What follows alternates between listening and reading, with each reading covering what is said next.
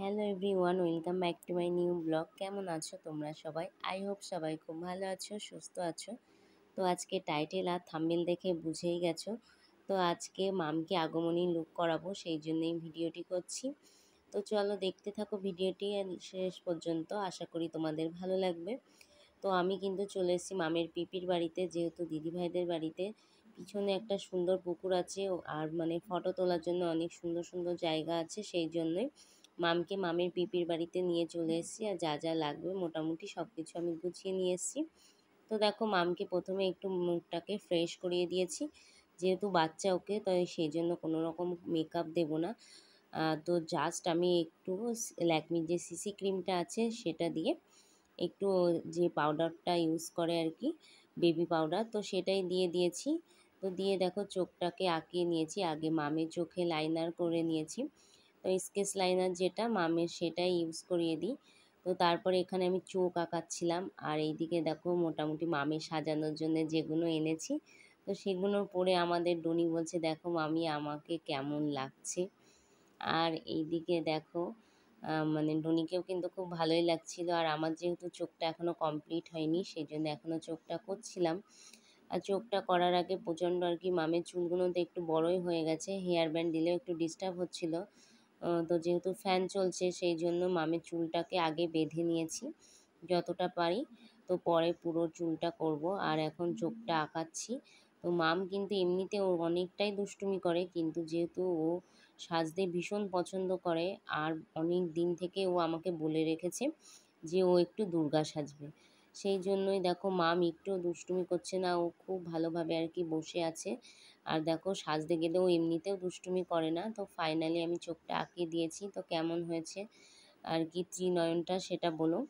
আর এইদিকে দেখো মোটামুটি হয়ে গেছে চোখটা, মুখের মেকআপটা অনেকটাই কমপ্লিট।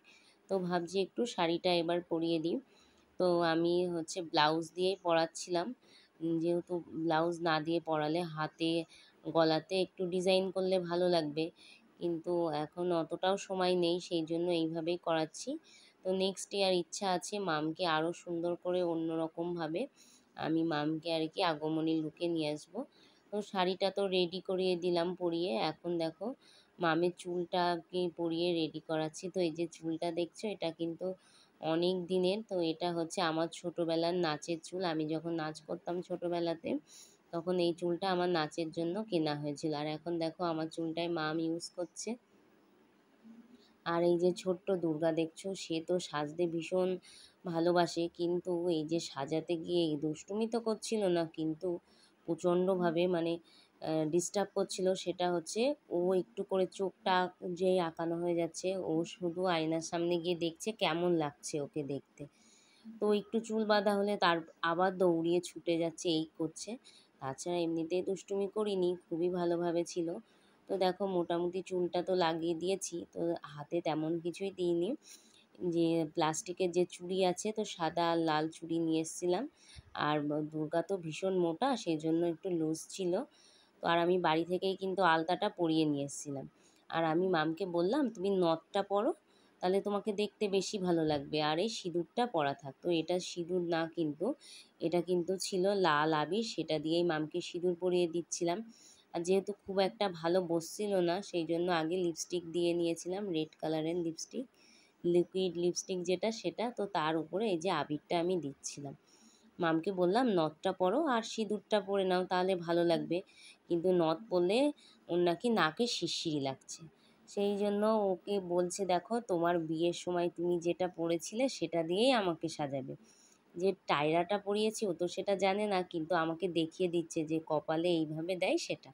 তো দেখো ওর ইচ্ছা মতনই আজকে সাজানো হয়েছে।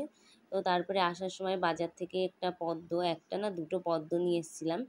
আর এখন আর কি একটু ফটো তুলতে যাব, সেই জন্য একটা আর কি পুজোর যে ঘট আছে সেটা নিয়ে নিয়েছি। আর ছোট শঙ্খ নিয়ে নিয়েছি, জল শঙ্খ যেটাকে বলে। তো এমনি শঙ্খ ছিল সেগুলো অনেকটাই বড়, আর এই পুকুরের মধ্যে যদি ফেলে দেয় শঙ্খ অনেকটাই জল, দেখতেই পাচ্ছ।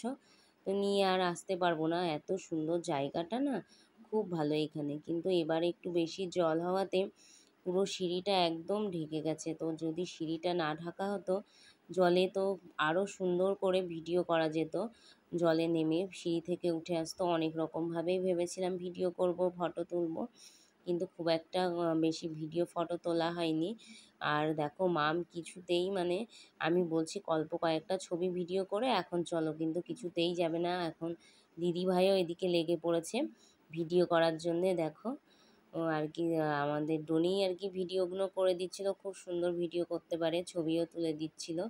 আর সবচাইতে বড় কথা, আমি একদমই ভুলে গেছি মামের পায়ে আলতা পরিয়েছি, কিন্তু ওর পায়ে তোড়াটা দিতে ভুলে গেছি। সেই জন্য দেখতে কেমন একটা লাগছিল, কিন্তু মনে নেই একদম, কি করা যাবে।